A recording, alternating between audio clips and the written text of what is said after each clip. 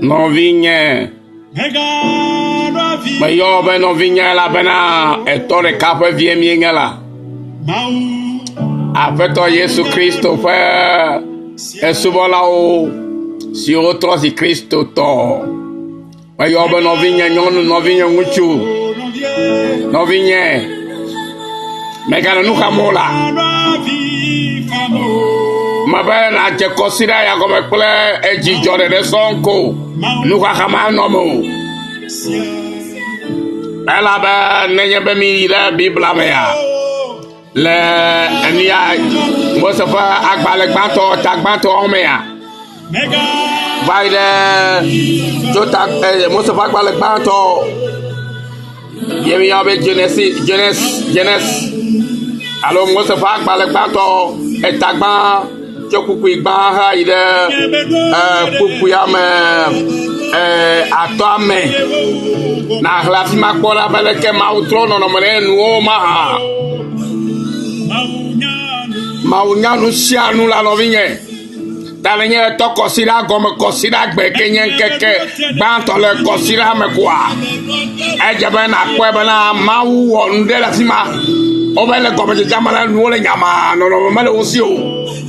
yakesi ke ma ofo la to trova nu me Emma Nuome Viviti la Pareka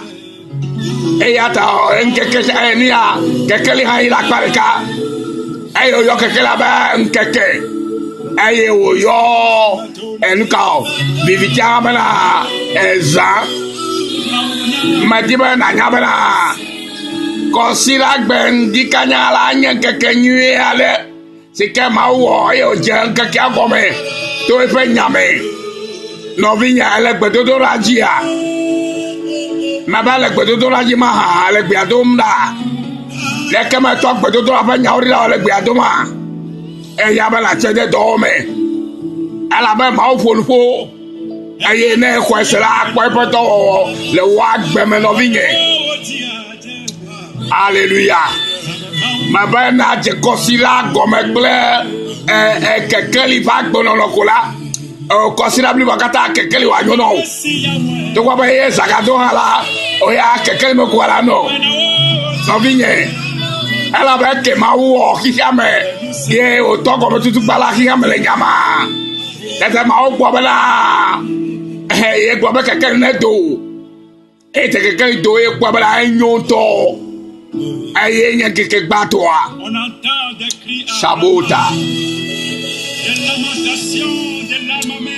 Mega no lamentation verset plein boira déjà le ojime nena cho wo nya o katala yo amawu to gbedodo la me noviye mele kukuno la mabere yo ale kaidia kekele am fa gbeme a de vivikiarida ama vivikiakle kekele do ama vivikiakle kekele do me aye kekele de la ho agbe no Alléluia. Ma viola kekele viominya. Obe kekele viominya. Take ma oto no goma ya. Ke kwa no le nyama le goma jabala. Ai no male osiola. Awa yo agbo nya e folfo. E gbo e penya. Ala bada obe enuka o. E chila le ma fo kwa le chila di bala. La gbasam. Tata yo agbo bana Minaba kekele na do. Let there be light. Maintenant que la lumière fut. Tete kekele do. Nomi e kosi la gbe enye o. En keke sika bo be kose. Enu ya kekele na do la gbe o me. Eta ono aveve la nemi to keke comme kle kosi la. Yemi re ma o pape me. Yemi subo ma o la. Kekele do le me va gbe mo. Alléluia. Et au vrai maouma kekele akle vivitia domaine aye alléluia yo ni abana ni kekele abana nkeke aye yo vivitia abana eza aye tata obeza do e unke aye yenye keke bato eye mawu yire nkeke gbato mawu yire hallelujah o de vitira pa eye wo yen kekeli yo mi le kekeli me mawu jo kekeli mo do la zato nko kekeli me combien mille là ta la poko sira fo ko mo de ja ba kekeli pe nkekeli o agbo me ne te lu sia nu me la kono o yiti ma do agbo o ji o yiti ma do agbo mo ta choko sira jowo kekeli pe kekeli na do ki o la ba mawu on ke sio kata o nyo eye miawo o la ba nyo to o le nya to vivitima ya la enya bo santo wo miawo la na mi ga le sama mi ga le kekeli me la ba mawu be wo miawo kekeli vi mi yen no vi yen ta me ibe na ire gbodo to laji abale ke ma gboro no ne na po ba ye wo ma won kulo agbo mo ma le Yesu fon come hallelujah hallelujah on vient me dak pere o todorota me dak pere o todorota enye beda mawe fona fo enukunu enu jona mawe gbola nya efanya o nala beda enu kata no mo trona na o eta me gbobe mawe fe unti kokoya le efe do ple enyame mawe fe unti kokwe le efe do ple enyame yego meleko mawe fe nyala mawe fe nyame ye mi ekpona efe do ple efe unti kokwele mawe fe nyame ye mi ekpona efe do ple efe unti kokwele madibe nyaklo mi ayide nyayame mawe fe nyame ye mi ekpona efe do ple efe unti kokwele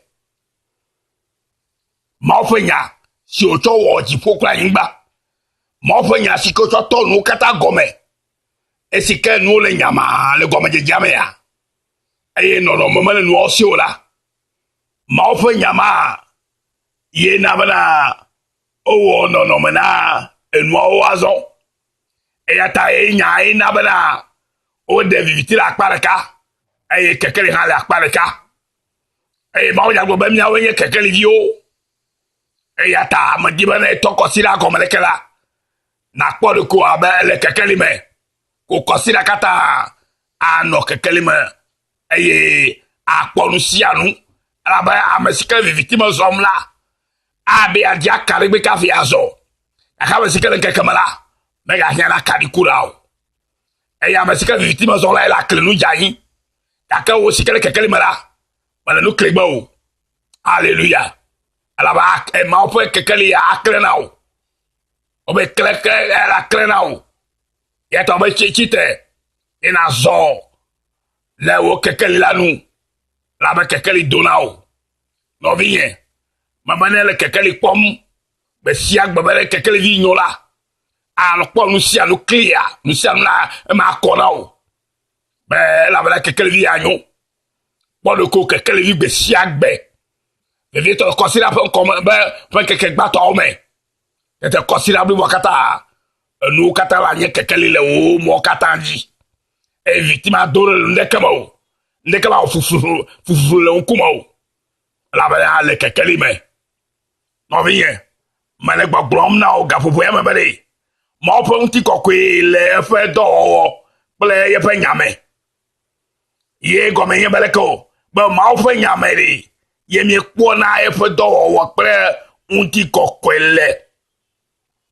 ayata e magbone koko banari ajaba mia acho ma opo nyari acho do ma wan topo agbobe yo awo egbule la ba egbole koko bana enye Yehowa egbole ta ma dibe sia la cho Yehowa panyare ina cho no lem ba Yehowa we egbo be no na no leke alo manya wo nyame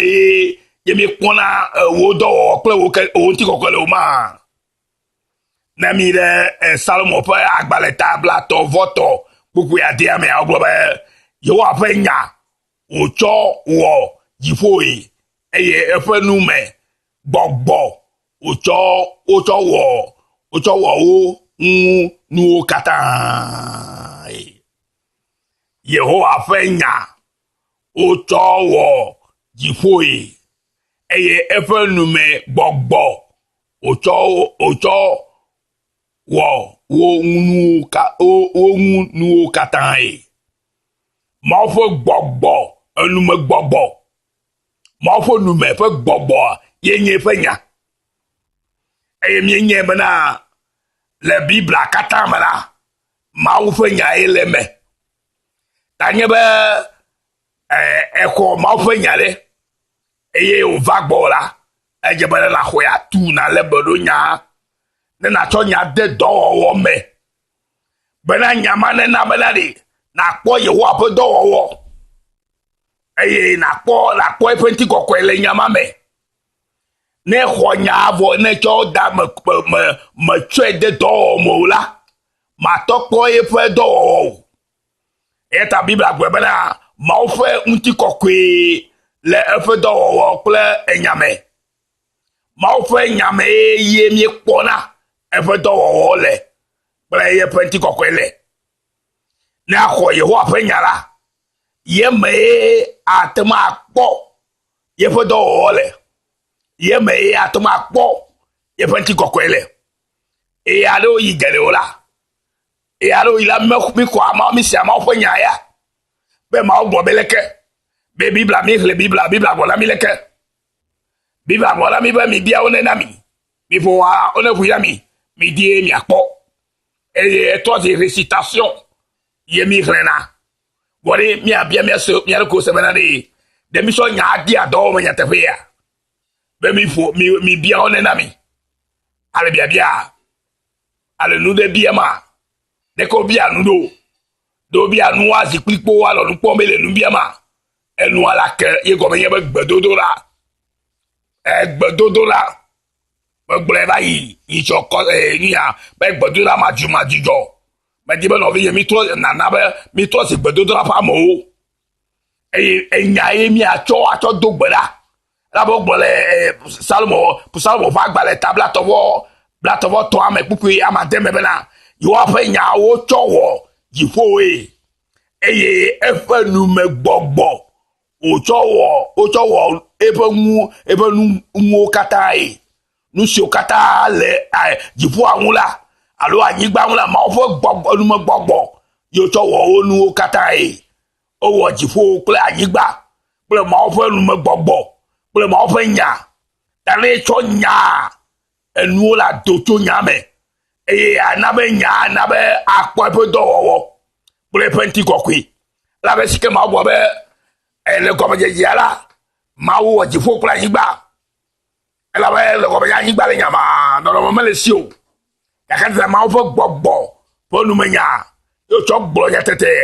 nɔnɔme trɔ na nuawo ne di be nɔnɔme la trɔ le la nɔvinye medi be naxɔ Mawu ƒe nya ya Mawu ƒe nyawo katã ya la trɔ kɔnsi da le wo agbemegbe Alléluia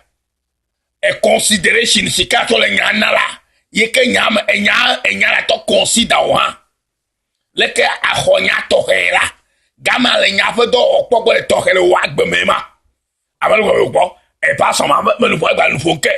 eya kɔ etɔ egbalẽ ƒom nyemedza se o vɔ enya ma ɖi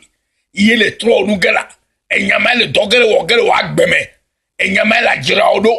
enya ma le adagbe le ŋu o enya ma le atrɔ wo agbenɔnɔ enya ma le awɔ bena atrɔ zi yayratɔ enya ma le na be akpɔ ŋutifafa enya ma le na be akpɔ vovo ava kpe ɖo enya ma le atu ka o enya ma le adagba siwo le kpɔn la enya ma le aɖewo le wo me enya me ŋusia le mele ame ɖeke me o enya si ke nye Yesu Kristo ɖe ye me ŋusẽ ɖe ta mi gblɔ be mi do gbe na me le Yesu Kristo ƒe ŋkɔme ne va me nenema miagblɔ amen ɖe dzi Yesu Kristo ne nya la enya ma ye xɔ nya la akpɔ eƒe dɔwɔwɔ kple eƒe ŋutikɔkɔe le wo agbe me eyi ya me geɖewo metɔ xɔ anya o vɔdi bo akpɔ enya ƒe dɔwɔwɔ leke atɔ ŋkpɔe ɖo matɔ ŋkpɔe o va se ɖe yi ke me ko na xɔ nya atu la enya wɔ eƒe dɔ le wo agbe me eye wa de nu siwo kata nye nu kikliwo nu siwo kata me kpɔkpɔ la enya ye ƒe dɔwɔwɔ enya la wɔ dɔ tso ŋuti ne wa gbeza me eye ade ƒe ŋutikɔkɔe ɖe go fia le wa gbe me nɔvi nye Kristo tɔ nye nyia ɖe ye nye Mawu ƒe nya dzi wɔwɔ Mawu ƒe nya xɔxɔ da me bena na trɔ zi nukunu ƒe me bena na kpɔ Mawu ƒe dɔ enya ƒe dɔwɔwɔ le wa gbe me nya Kristo tɔ geɖewo le gbe la wole nya se gbe gakea enya le ko akpɔ nya ƒe dɔwɔwɔ la wo le kpɔm o le ko akpɔ nya ƒe ŋutikɔkɔ wa gbedzi wo le kpɔm o eya ta ohia ne enye klo be la ɖe esike nya ya va vam la miatsɔ nya de gbedodo la me eye mia bia Mawu be la ɖe wo nya sike nye nya sike me nu kata kpɔ dzɔdzɔ le la me di be wo nya sike wo xɔ ya ɖe enya ne wɔ te makpɔ eƒe dɔwɔwɔ kple eƒe ŋutikɔkɔ le nye agbe me ne woatsɔ bubu kple kafukafu na wo owo le agble ne Mawu nenema elabena yetɔ ye nye nkeke eye yetɔ ke nye ezã woe ɖo kekeli kple eye Yehowa ɖo ma katã na kpɔ Salomo ƒe agbalẽ sɔsɔ 14 verset 16 ala kpɔ nyama tɔwoe nye nkeke eye tɔwoe nye zã woe ɖo kekeli kple eye ale kpɔma kele ye ya enya me ye ŋusẽ ma numɔ katã do tso Yehowa tɔ ye nkeke etɔ ke nye zã eye etɔ ye kekeli kple ɣea eye nya me ye yawo katã do go tso Alléluia ta ne be akpɔ kekeli le va agbe ƒe akpa ɖe dzi la alo le agbe ƒe agbe katã me be Kristo tɔ ne la enya xɔxɔ atu eye enya la dze gbɔ o eye enya la nɔ kpli o enya la ɖunu kpli o enya la mla anyi kpli o enya la gafɔ kpli o eye enya nye wo atizɔti abe sike gbɔ be wo nya nye akari le nya afɔwo nu nenema ye nya la nɔ emewoe ma Yehowa ƒe nya menye Yesu nyo ƒe nya o Yehowa ƒe nya sike tsɔ dia nume ne mi be mi gblɔ o hã nya nyama nɔvinye eya ta le kuku de nɔ bena na trɔ ɖe nyam ti blibo mega se enya maɖinyawo tsɔ wɔ yina kpɔ gbɔ o enya kedi anya ŋutɔ nye Yehowa ƒe nya ye wòa nukunu kple dzesiwo la me va gbe me ta me le kuku nɔ o bena kɔsiria ƒe gɔmedzedze na nyo nɔ o ne sike ne xɔ nya enya nyi be nya ƒe enya Yehowa ƒe nya me ɖe ye me mi kpɔna eƒe dɔwɔwɔ le kple eƒe ŋutikɔkɔe le tena xɔ nya atua eye wònɔ anyi kpli wa ye ɖuna nu kpli wa eye wònɔna kplɔ ŋuti kpli wa eye mele anyi kpli wo gafɔna kpli wa eye gazɔna kpli wo yi afi ɖe kpekpe wa gabame la atɔ ŋgblɔ keke ɖe dzi bena naneke mahiã yi o eya ta David gblɔ eƒe nya me bena esi Yehowa nye eƒe kplɔla egɔme nya la nye kplɔla ne ye David Yehowa va le David kplɔa ele kplɔ si be nyi nenea awo ɖe enya ye David tsɔ de dɔwɔwɔ me Alléluia tete ye kpɔ bena enya ye to le kplɔ ma zɔ eya ta kari be naneke mahiã elabena enya me nu katã kpɔ wɔwɔ le wobe nya la me nɔmɔ la motɔ wɔ naneke si wɔna o na Yohanes ƒe agbalẽ tagba kpukui gbãtɔ yi ɖe kpukui etɔ̃ ma la kpɔ le fi ma enya me enya nye Yesu nɔvinye enya xɔ nya ne ya do gbe ɖa kple nya la nɔnɔme la trɔ elabe woe le nya gblɔ ke wo metsɔ nya de woe se le nya wobe nya me yina gbagba o ne do koko awɔ eƒe dɔ afi atrɔ va ta nɔvinye be nya Yehowa ƒe nya enya me ŋusẽ le enya me ya la kpɔ eƒe dɔ enya xɔxɔ me ala kpɔ eƒe dɔwɔwɔ le eye anɔ ke ɖe asimatɔe elabe ŋusẽ le nya me enya la kpɔ ta o enya la ʋli ta o enya la wɔ aʋa ɖe nu o enya la xɔ na o le sesẽwo me enya kpɔ wo gamɔnu nyawo gbɔ enya wobe ya me nɔ mɔtɔ wɔ naneke o wɔgbe mia me ɖo mi di ame ɖo di wɔ awɔ nu eye enya me hiã na yi o wo ŋusẽ ya enya ke nye ŋusẽ le agbewo me abe di be na xɔ nya lo nɔvinye mawo ne yi ɖa o ekɔsi aƒe gɔmedzedze ne nyo nɔ kakakaka ne na kpɔ yaya gbogbo si wo le nyame la ne na kpɔ be ɖe owe amenye ta wa yɔ dɔ ma hã maganya sike kpɔ gbe ɖo ta eta la be nya ye wɔ ame ta nya ye wɔ ame dziɖula hallelujah la be Yesu du dzi ami wɔ xoxo ɔyɛ bɔ ame ka du dzi o me Yesu du dzi ame ka du dzi o Yesu du dzi Yesu du dzi bravo ye ƒe nya ye me dziɖuɖu atso na suna mia si eya ta nɔviwo ma wole nɔ kple mi sia nya ga mia gbɔ be ga isa ɖe nya nɔvi Yesu nyo akoe yo ya be ya o yram yo gba yo abela ma o lolo eye ke gba yo abela avu adziɖula